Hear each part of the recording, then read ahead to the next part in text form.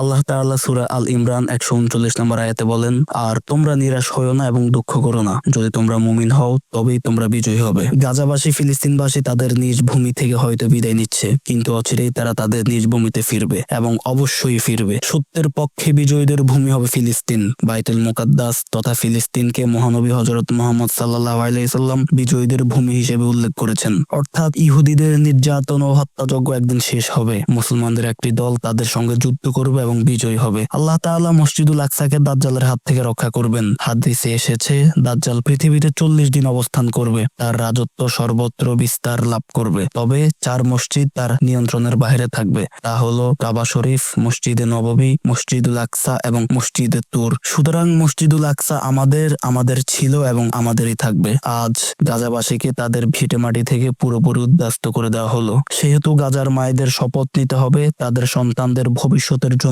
এমন ভাবে তৈরি করা, তারা যেন এমন ভাবে ফিরে আসে যেন দখলদাররা লজ্জা পায়, দখলদাররা ভয় পায়। মুসলিম বিশ্বগুলোর প্রকাশ্যে দায়িত্ব ছিল ফিলিস্তিনের পক্ষে যুদ্ধ করা, যেহেতু তারা তা পারে নাই, এখন উচিত তাদের নীরবে সহযোগিতাপূর্ণ দায়িত্বটা অন্তত পালন করা। ফিলিস্তিন জিন্দাবাদ, ফিলিস্তিনের জয় হবে। আল্লাহ তাআলার কাছে দোয়া থাকলো এবং কামনা থাকলো আমরা সবাই জীবিত অবস্থায় যেন ফিলিস্তিনের জয় দেখে যেতে পারি।